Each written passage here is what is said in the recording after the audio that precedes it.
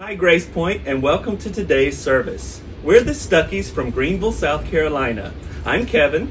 And I'm Jennifer. And I'm Jackson Michael Stuckey. And this is my favorite Sophie baby. I'm Savannah, and this is Dada. And we want to welcome the online community. It feels like home every time that we're with you guys. And we hope that no matter where it is that you are in the world, no matter how you walk across and take in this world, that it feels like home to you. No matter who you love or how you exist in this world, please know that belovedness already belongs to you. And we hope that your days are filled with moments that you feel celebrated, and moments of surprise and plenty of stillness and moments in the now that you can take it all in. And just know that you're welcome here and that we'll come home to you and you keep coming home to us. And enjoy the service.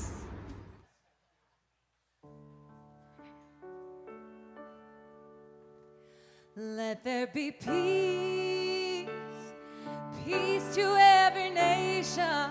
Let there be hope for all the world to see. Let there be joy, and joy to all the children. Let there be peace on earth for you and me.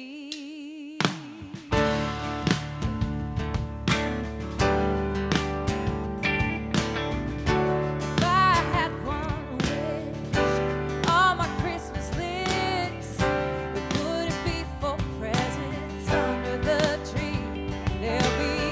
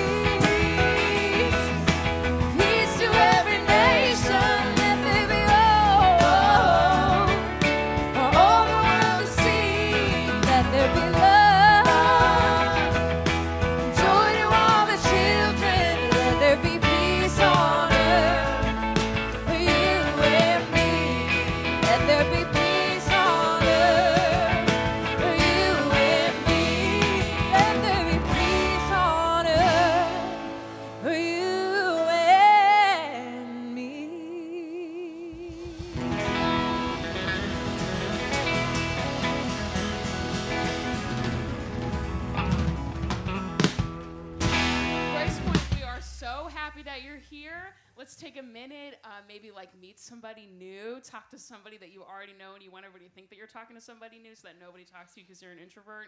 Let's just take a deep breath, get up and say hi to somebody that you may not have seen yet, and we'll be back in just a minute.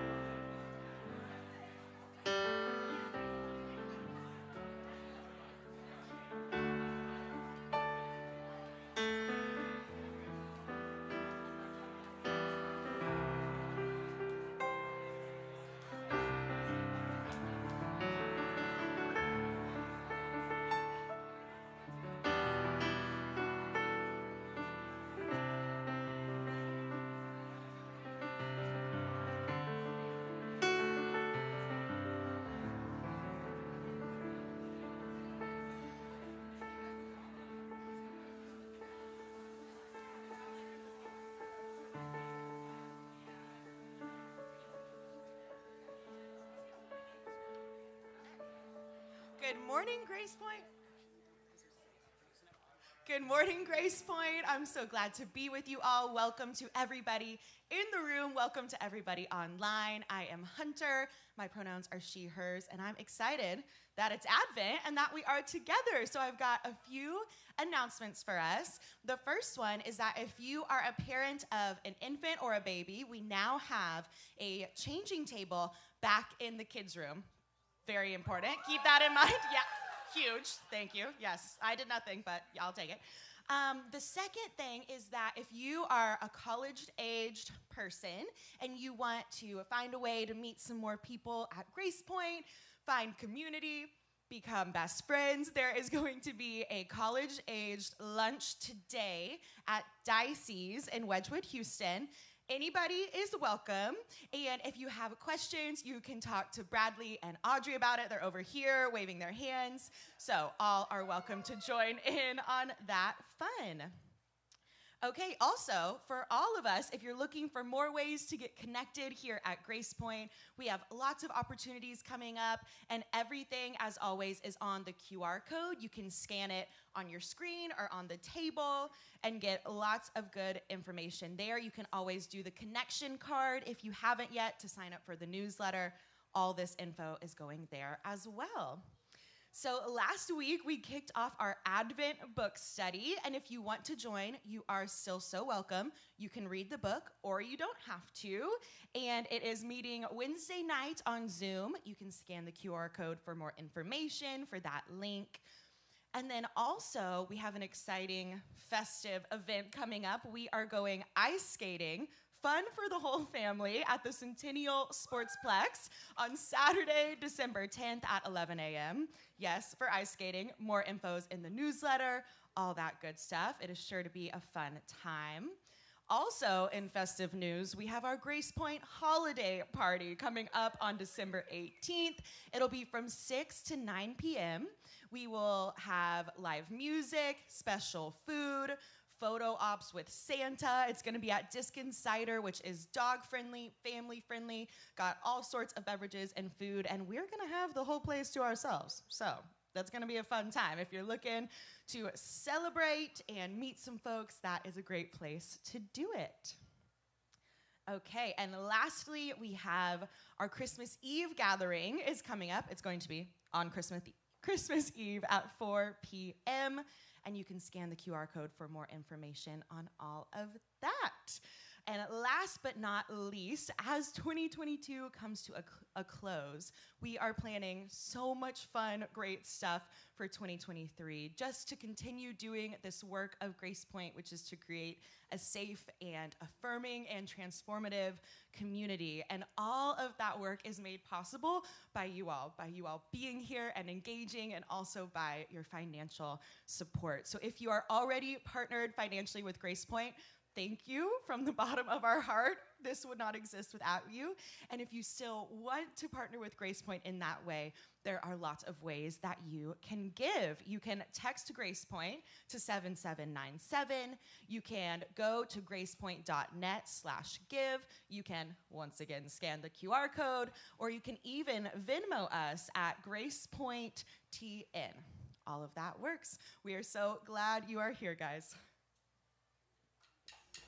Hi, Grace Point. Hi, Grace Point. My Would you name all is Peggy, stand up? and I live in Fort Myers, Florida. After this video. Today, we are lighting the second candle of Advent, the peace candle. We often think of peace as simply the absence of conflict, but in our faith tradition, it is so much more. It is the presence of wholeness and flourishing.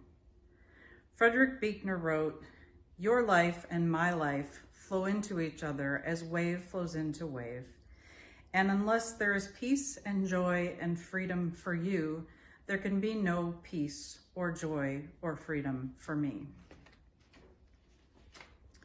This Advent, may we be reminded that the peace we long for is connected to the flourishing of every human life, and may we work to make it a reality.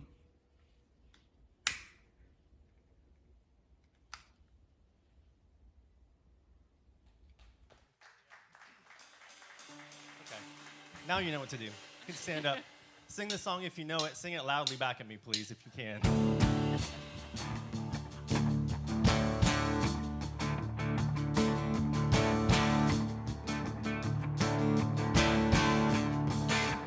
In the silence, tell me, can you hear the voices calling out of the disappeared? Broken spirits, dormant dreams. How much longer will justice sleep when a lawless heart is the voice we're hearing? We need freedom, freedom, freedom. How much longer till we sing a new song?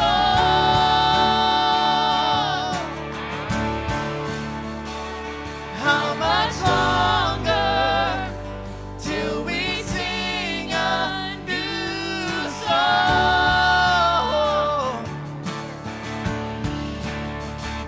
Hearts of saints and sinners too, both have walked away from the destitute. Call them back to sing as one, a song of freedom now, a song to overcome. When a lawless heart is the voice we're hearing, we need freedom, freedom, freedom. How much longer till we sing a new song?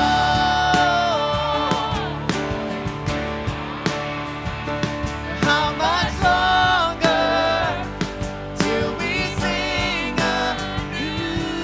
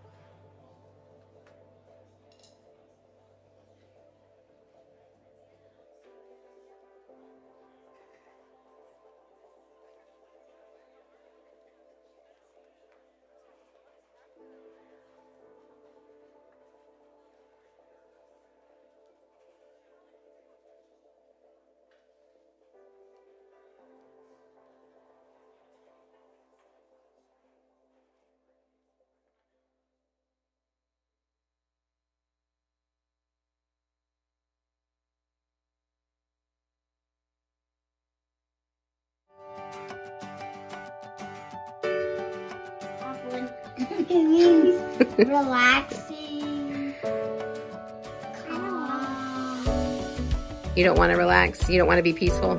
love and joy of all kinds. It means such a connection to people. Peace is like we will find our peace on earth, or we want to just chilling on a couch. To me, peace is a Lego brick of pieces because a lot of people call Lego pieces.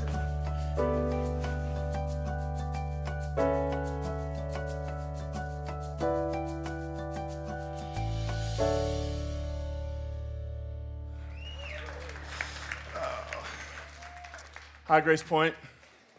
It is so good to see you from wherever you're joining us today, in person, online. We are thrilled you're here. We are continuing the season of Advent. And I thought maybe at the beginning, I'm going to scoot over here. I can't see you all over there. Not that I'm going to be staring at you all the whole time, but I just want to have the option. I say this all the time about things, but what an interesting time to be alive. And I don't know if you've been paying attention to the news, but there is a rising, growing, being platformed sense of anti-Semitism in the world, especially in the United States of America, with people who are being given microphones and are saying really terrible, horrible things, revising history, just making stuff up, lying. And I've also found that on the Christian calendar, so by the way, Christians have been responsible for almost all, if not all, of the anti-Semitism over the past 2,000 years, right? That's on our hands. Our religious tradition has been the source of persecution, of holocausts, of terror, and of evil.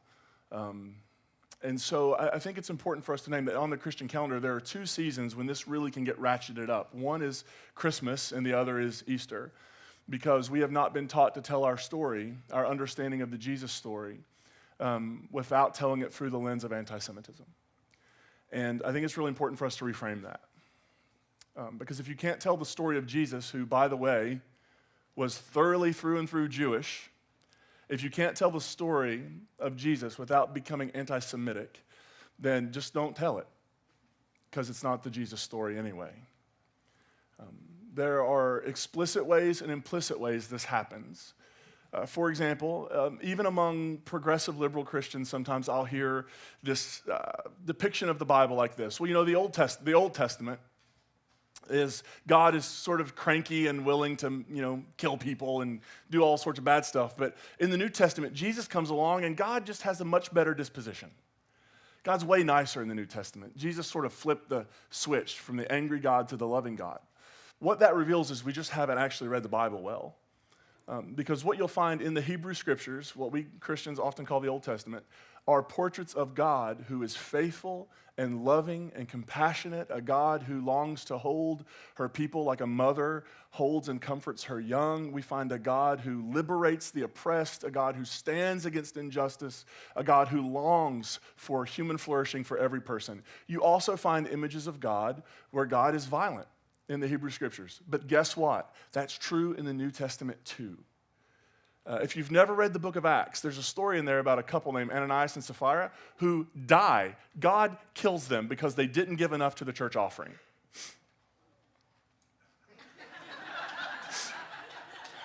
I'm not warning anybody.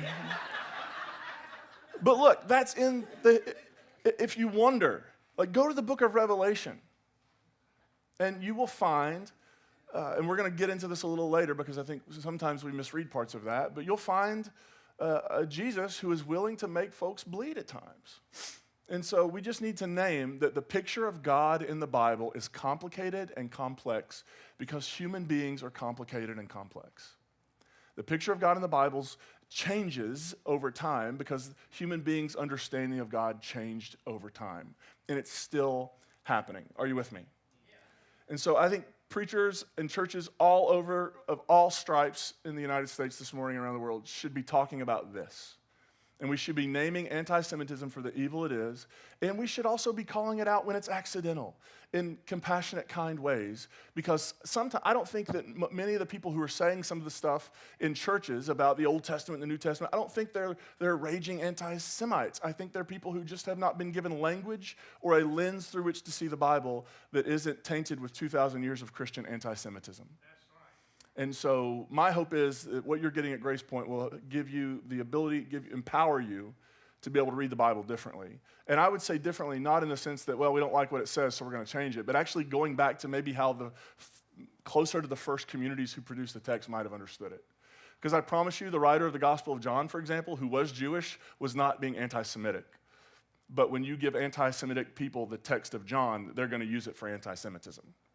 And so that's just, that has nothing to do, well, maybe it does, who knows, but that's not technically part of the sermon today. It's just something I think we need to be talking about. Are you with me? Yeah. All right. So today we're continuing the season of Advent. In week 2 of Advent, traditionally, all around the world, Christians are talking about peace. They're lighting the second candle, which is the candle of peace. I love this quote from the book we're studying right now, Marcus Borg, John Dominic Cross, and the First Christmas. Our first session on that last week was so much fun, by the way. And if you're in our Grace Point Facebook community, you can find the video to that there. But here's what Borg and Crossan say. Advent and Christmas are about a new world. Advent and Christmas are about a new world. It's about being a new world, being ready to be born into the old. I have a friend who every year, and I just saw it yesterday, which reminded me of it. Every year I have a couple friends who they're big-time gardeners. It's like their passion. They love to garden. And this time every year they start posting pictures of their seed catalogs, which seems a bit premature. We haven't even gotten into winter yet officially, and they're already just totally excited about seed catalogs. It feels kind of like what Target does, like when you have dueling Halloween and Christmas aisles. You know what I'm talking about, where it's like they're having a dance battle for which holiday is going to have supremacy. And I always find it interesting, but this is the time of year when they're planning what their garden's going to look like in the spring. And so seed catalogs arrive now because in this time of coldness and darkness, in this time when the ground is not fertile, when life is not being born, when actually creation is on the downswing, when it's dying, is the time when they're plotting new life. And that's the season of Advent. And I think it's brilliant. We have no idea when Jesus was born, but what we actually know is that at some point Christians decided this would be the season, maybe for lots of reasons, but I think it's really poetic and beautiful that it aligns our story so beautifully that in the midst of death, new life is emerging. Last week we began by talking about hope. Right? And hope is the fuel that makes change possible, that this idea that a new world can really be born, and that while we have been waiting on God, God has always been waiting on us. If anybody's tapping their foot going, when are they going to get here? It's not us, it's God. And so today we're going to lean into peace. We're going to stay with the prophet Isaiah, which we began last week with some of Isaiah's writings. And we're going to be in Isaiah 11. But to understand Isaiah 11, I have to give you just how Isaiah 10 ends. Chapter 10 of Isaiah doesn't end on a good note. Chapter 10 ends with essentially Jerusalem being symbolized by a tree that has been chopped down, and it's a stump. That's all that's left is a stump. And so think about it like this. If we associate whoever the president is with Washington, D.C., so that we'll say Washington did something and an entire city doesn't do something, right? But we're using it metaphorically. Jerusalem then would be symbolic of the kings who had descended from David, right? So you had David, who is this great king, this leader who is sort of the ideal king for the Jewish people. He represents a time when things were going what seemed pretty well, when there was stability, when there was unity among the tribes that had previously not really been united. And he was the measuring stick by which every other king would be measured, right? David was the person. And so the people who have descended from David, most of them have failed to uphold what people believe David's legacy was. Now, I want you to know, David, how many of you have read the story of David in the Bible? How many of you, when people are like, David's great, you're like, oh, is there another one? Because that guy seems complicated. Of course he's complicated. David is not a nice guy. David is kind of like, how many of you watched House of Cards? He's Frank Underwood. right? He's the guy who shouldn't be anywhere near the leadership. He has no connection. He shouldn't be president, but somehow all the right people keep dying, and David ends up being president. Now, I want to suggest a great book. It's a book I've read at least 5 or 6 times, and I just love it. A scholar named Joel Baden wrote a book called The Historical David, The Real Life of an Invented Hero. And he does a beautiful job at sort of helping us read between the lines of the David story. So David's a complicated person, but he's also the ideal figure in that sometimes things look better in hindsight. Would you agree? Sometimes hindsight makes people and experiences a little better than they were maybe in the moment. And David is sort of that kind of figure. And so the people who have descended from David haven't done a good job at keeping things together. There was a civil war. The tribes broke apart. 10 in the north went their own way. The 2 in the south went their own way. And by the time we get to Isaiah, the monarchy has been in a free fall. So many kings who have not been faithful to God and have not enacted justice, because those two things in the Hebrew Scriptures always go together. You cannot be faithful to God and not be stewards of justice. You can't be on the right side of God and on the wrong side of the poor. You can't be on the right side of God and on the wrong side of the oppressed. Are you with me? Like, that's the understanding of the Hebrew Scriptures. And David was such a mixed bag in so many other ways too. Like, for example, God had promised David a dynasty. In 2 Samuel, David is getting on, and God says to David, look, here's the thing. If your sons, if your descendants will be faithful to me, I'm going to give you a dynasty so that from now on, one of your descendants will always be on the throne. But that, in Isaiah's time, is being threatened. There's a growing power, the Assyrian Empire, that is wiping out everybody. It eventually wiped out the northern kingdoms of Israel. The 10 tribes in the north were gone and lost to history because of the Assyrian Empire. It is a major, major threat. And this image of Jerusalem being a tree that has fallen and nothing left but a stump is an image of the failure of David's descendants and also this looming threat of the Assyrian Empire. And this is what Isaiah writes in chapter 11. So Isaiah ends chapter 10 on a real low note. It's this depressing image of where things stand and the threat that's looming. But then in Isaiah 11, he writes this: a shoot shall come out from the stump of Jesse. Now Jesse, by the way, is David's father, right? So this is a way of talking about David's line. A shoot shall come up from the stump of Jesse, and a branch shall grow out of his roots. The Spirit of the Lord shall rest on him, the Spirit of wisdom and understanding, the Spirit of counsel and might, the Spirit of knowledge and the fear of the Lord. His delight shall be in the fear of the Lord. He shall not judge by what he sees, what his eyes see, or decide by what his ears hear. But with righteousness he shall judge for the poor and decide with equity for the oppressed of the earth. He will strike the earth with the rod of his mouth, and with the breath of his lips he shall kill the wicked. Righteousness will be the belt around his waist, and faithfulness the belt around his loins. The wolf shall live with the lamb, the leopard shall lie down with the kid. The calf and the lion will feed together, and a little child shall lead them. The cow and the bear shall graze. Their young shall lie down together. The lion will eat straw like an ox. The nursing child shall play over the hole of the asp, and the weaned child shall put its hand on the adder's den. They will not hurt or destroy on all my holy mountain, for the earth will be full of the knowledge of the Lord as the waters cover the sea. Is that text familiar to anybody? The whole wolf and the lamb image, them lying down, sort of this predator and prey are hanging out. And the prey is not in danger, and the predator is not predatoring anymore. It's Zootopia. Isn't that a great? That's just kind of a fun movie. It's right. This image of they're just coexisting in peace. The fear is gone, and also the desire to harm is gone. I love this image. A shoot will sprout forth from the stump of Jesse. Just so you know where we're going today, if you like a little bit of history and if you like a little bit of Bible nerdery, this day might be for you. If you don't like those things, hang on to the end. We're going to get practical, all right? So just hang with me. This image of a shoot, I think we have a picture. This is sort of the image we're being given. Out of destruction and failure, something new is beginning to emerge. Isaiah has given this sort of assessment of the monarchy, the assessment of the leadership. And he said, it is bad news. We have failed. Our kings have failed us. They have not enacted justice. They have not enacted righteousness, which is another way of talking about things being done the right way. They have not cared for the poor. They have not upheld the cause of the oppressed or the widow.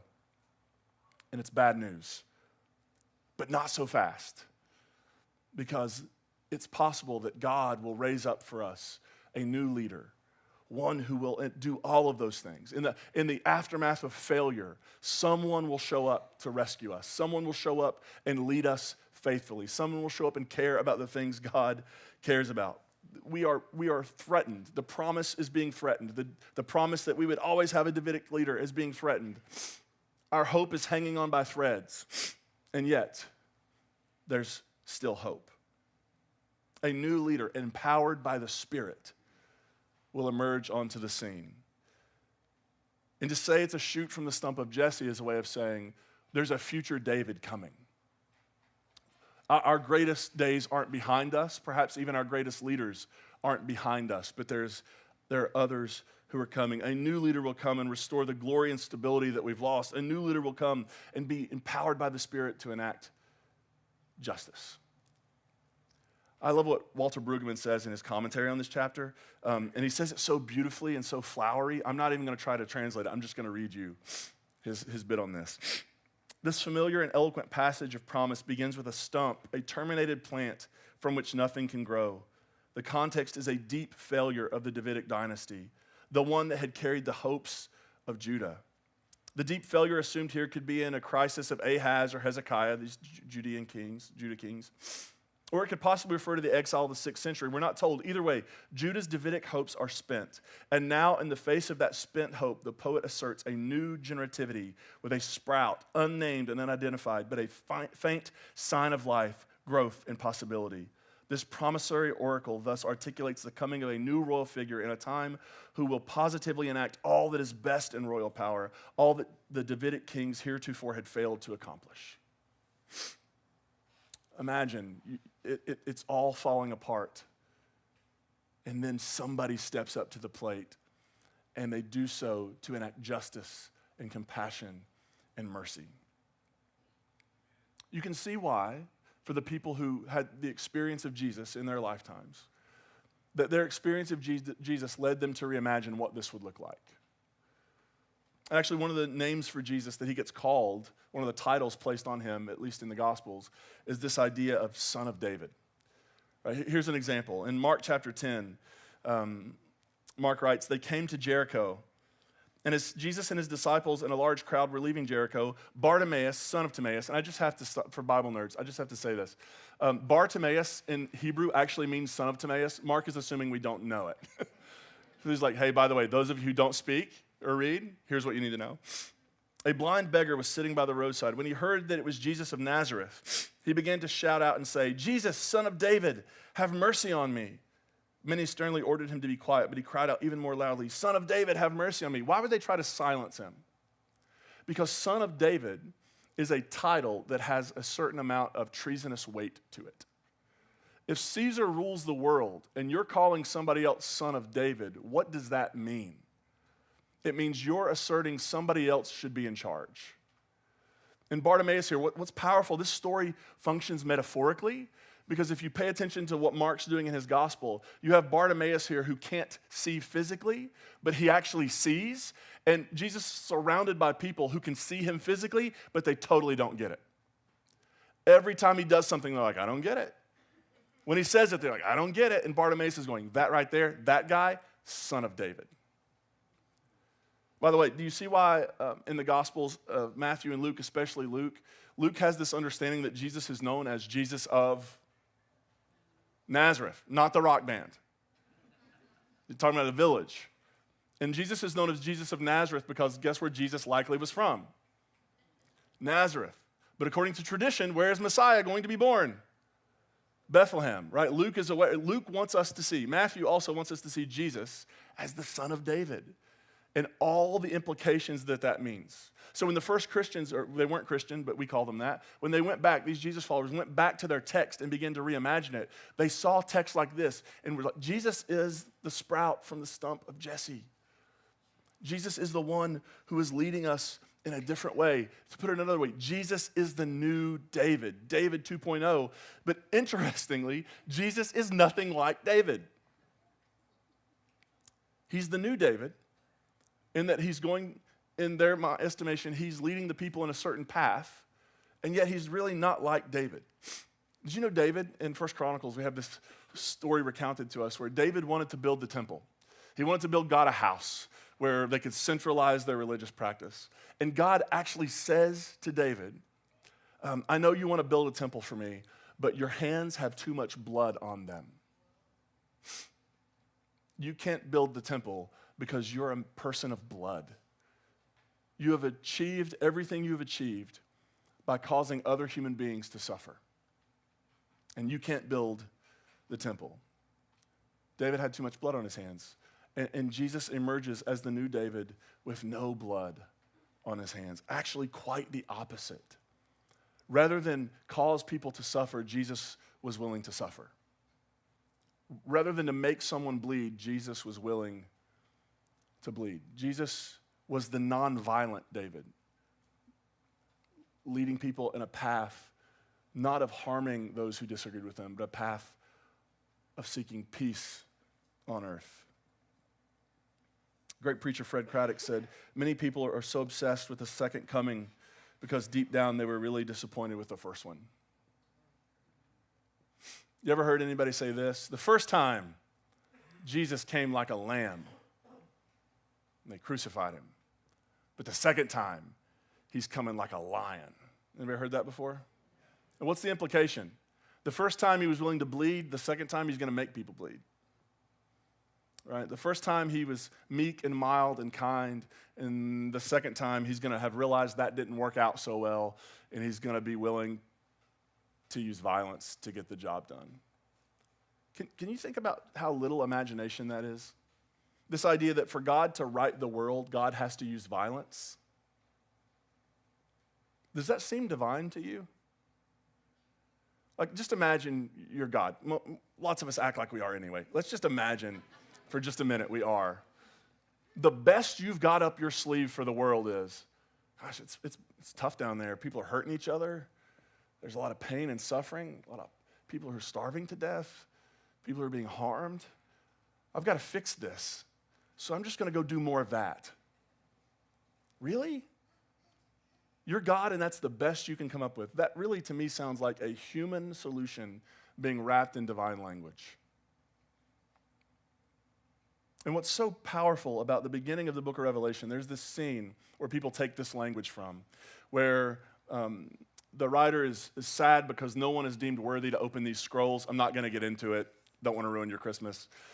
Can't open the scrolls, can't get it done, but then someone steps up, and the writer talks about the Lion of the tribe of Judah is on the scene. And he's talking about Jesus. The Lion of the tribe of Judah is worthy and able. But then the camera pans over, and the next line the writer says, and I looked, and I saw a lamb that had been slain. The lion is the lamb. What's being asserted is not Jesus came the first time and was a lamb, and now he's a lion. What's being asserted is this is actually the way. That the slain lamb has the courage. The slain lamb has the energy to do what needs to be done, which is not to harm and wound and kill, but which is to bring peace on earth, which is to bring wholeness and healing on earth. I think the question we have to ask is what kind of peace? David presided over some peace, some kind of peace. In the world Jesus was born into, there was already peace on earth. The Roman Caesar had brought peace on earth. Literally, they were singing and writing about it. One of the titles of Caesar Augustus was bringer of peace. And do you know how Rome brought peace on earth? They just killed everybody who disagreed with them. One Roman historian actually said, the Romans make a desert and call it peace. Kill all of our enemies and there's nobody left to resist us.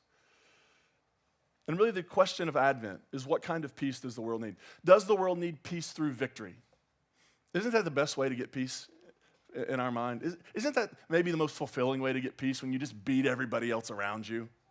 when you just dominate the competition, when you just show everybody how superior you are and how superior your weapons are and how superior your program is, and you're just the one who got it all and you defeated everybody. That's one way of doing it. And that's the way throughout human history. That's the way throughout the history of this particular country we find ourselves in. That's how we've approached trying to bring peace. We'll bring peace through military victory.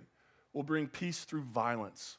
We'll bring peace through figuring out ways to silence the opposition.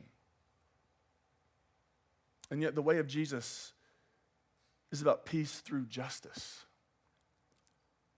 Peace through justice. Think about this. I think about this often. The way we typically end wars in our world is somebody just gets beaten up so badly that they can't fight anymore, and they wave the white flag. But it actually doesn't change anything. Right? After World War I, there was still a World War II involving the same people. But because ultimately, victory alone doesn't transform. Justice does. Which is why the peace Jesus brings, I think we have this image that it's this calm, quiet, tranquil peace, like just sitting around thinking inner thoughts about how good things are. Is that what you think of when you think of peace? Like somebody who just walks a couple inches off the ground, and anytime something's going on, they're not stressed about it. They just have this kind of calm vibe to them. They're like, just chill. It's all good. I have inner peace. Look, inner peace is so important. I hope we all find it in some way in this life. I really do. But when this Christmas story talks about peace on earth, they are not talking about inner peace. They are actually talking about peace on earth. And peace on earth requires justice. One of the common refrains of protests over the past couple of years have been, no justice, no peace. And I've said it before, that is not a threat, it is a realization. That until there is justice, until no one is hungry, until no one is unhoused, until no one is abused, until no one is forgotten, marginalized, persecuted, and left out, we can never be truly at peace. Peace isn't always calm, quiet, and tranquil. Sometimes peace, the longing for peace on earth, fills the streets with nonviolent protest. Sometimes the desire for peace on earth comes through a raised, passionate voice calling for justice to be done. Martin Luther King's desire was peace on earth, but peace on earth could not exist and still can't exist when the conditions the way they are. So people like Gandhi, people like Jesus led movements calling for justice so that peace could be done on earth as it is in heaven. The desire for peace stands up for the dehumanized. The desire for peace defends the oppressed.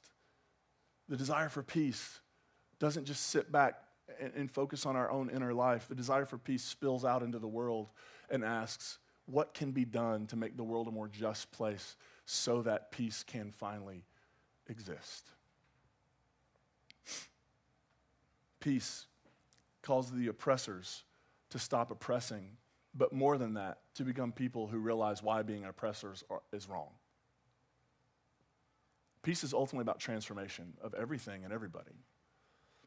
And so here's the practical part. If we are people who long for peace on earth, what does that look like in our own everyday sort of ordinary life context? What does it look like for me to care about peace, but not just my inner peace, but the peace in the world around me? Sometimes I think that means using my voice to make things uncomfortable, right? And what's interesting is often it's the peacemakers who are called the troublemakers. By the way, there's the reason why Jesus has a beatitude for the peacemakers. They're often the people get standing in the middle of what's going on in the world. Peacemaking is a difficult path to take because people who are oppressing others don't like to hear that being an oppressor is dehumanizing others and it's dehumanizing the oppressor themselves, and it's not a good way to be human in the world. When you're pointing out the problems with the way things are, it doesn't make you necessarily a popular person. And yet that is the invitation of Christmas at times. To seek peace, even when it's uncomfortable. To seek the kind of peace that heals, transforms, and makes everything right. And I know that regardless of what I do tomorrow, the world is not going to be that. But I also know that if I don't show up tomorrow and seek to be a peacemaker in the world, it's never going to happen. Right? I mean, that's the struggle. Do you ever feel like, well, if I just show up and do the right thing, it's not going to make the world different tomorrow? And I like immediate results. Anybody else? I don't like waiting. I just want to do one thing, and it's like peace on earth, and there's a rainbow, and we're all happy. Unicorns are flying in the sky. I just want that world. That's not how it happens. Peace on earth happens in small, incremental, everyday choices that we make to show up, to use our voice, to seek healing, to participate in transformation. While we've been waiting on God to bring peace on earth, you're going to be shocked to hear this, God has been waiting on us to enact peace on earth. And Jesus, this new David figure, 2.0, who his first followers saw as being a person who could lead us on this path, because Jesus takes the path not of violence and not of making people suffer, but of willingly suffering. And it's so profound that through his death, his followers actually saw a path to peace. Through giving himself away, they saw a prescription for human hope and flourishing and peace in the world. I don't know what your context is every day. I don't know what your world's like. I don't know how annoying your boss is. I just know how annoying I am. I don't know what the pressures on your life are. But I know that if we begin to frame ourselves in our own brains and hearts as we are peacemakers, invited to show up in our moments and make peace out of whatever we can. Sometimes it feels like walking into the world is like walking onto an episode of Chopped. How many watch the show Chopped? They just give you this random collection of stuff, and they're like, make something out of it. It feels like every day we wake up, and it's like, I don't know what to do with sea urchin and sugar. That just sounds horrible. And some days that's what we're given in the world, and we're invited to try to make peace with it. Not just internal, but external peace. May we be peacemakers. May we show up in the world joining Jesus, joining the prophets before Jesus, and those who have come since Jesus, to see a world of peace, not just in sentiment, but in reality. Not just at Christmas, but year-round, because we are pursuing justice and pursuing transformation, and we're pursuing equity and wholeness for every single human being. Are you with me? Let's pray. God, peace on earth is so easy to talk about, and it's, I think for so many human beings, it's the longing of our hearts, and yet it is also difficult, challenging, because we live in a world that is not at peace. Give us the courage to show up as peacemakers, as people who see the invitation before us to work for the flourishing of every human life, so that no one is left out, no one is forgotten, no one suffers, but everyone and everything can exist in peace. For this Jesus who calls us away from violence, whether that violence is physical or whether that violence is in the way we show up to the people around us with our words, with our actions, may we be drawn away from violence, and may we embrace the difficult task of nonviolent, compassionate, generous love, because that is what peace looks like in practice. We offer this in gratitude, and everybody said, amen.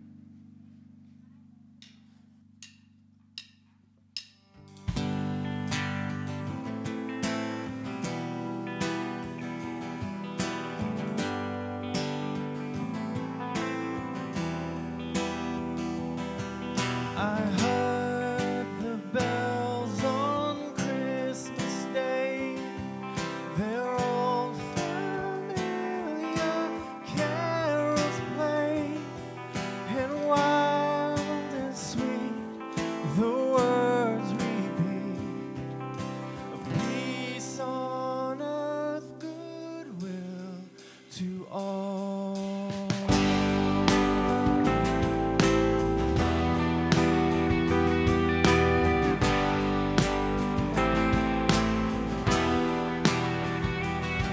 Till ringing, singing on its way, the world revolves from night to day. A voice, a chime, a chant sublime, of peace on earth, goodwill to all.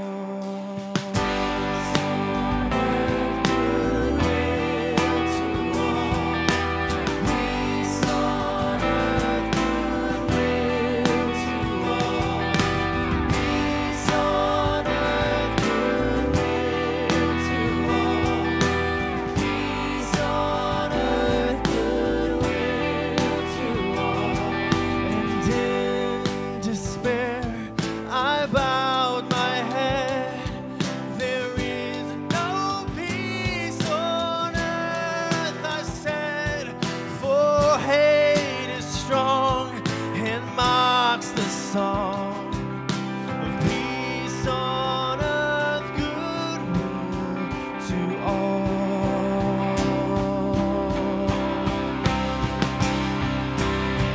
Oh, then peal the bells more loud and deep. Oh, God's not dead and not asleep. The wrong shall fail, the right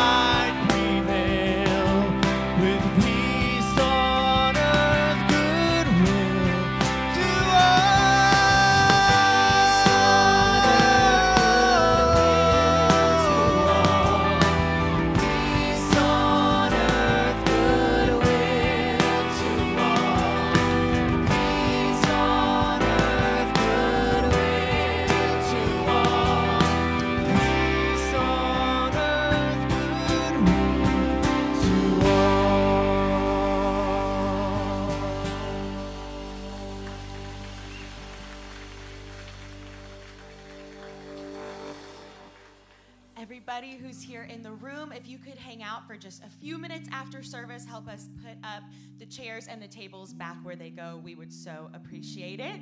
And I forgot to say this earlier, but I just want to say a special welcome and thank you to all the folks who are here for the first time, both in person and online. This past week, I had to go somewhere for the first time where I didn't know anybody, and it is stressful. So I'm so grateful that you guys joined us, especially those who made the leap from online to in person. We are just grateful and just know that there is community to be found here for you all. I honor your bravery this morning. So our benediction today comes from Thich Nhat Hanh, who was a Zen Buddhist monk, peace activist, and revered spiritual teacher who just actually passed away this year. And he says, "It is my conviction that there is no way to peace. Peace is the way." We love you, Grace Point. We are proud of you. Have a great week. We'll see you back here next week. Bye, everybody.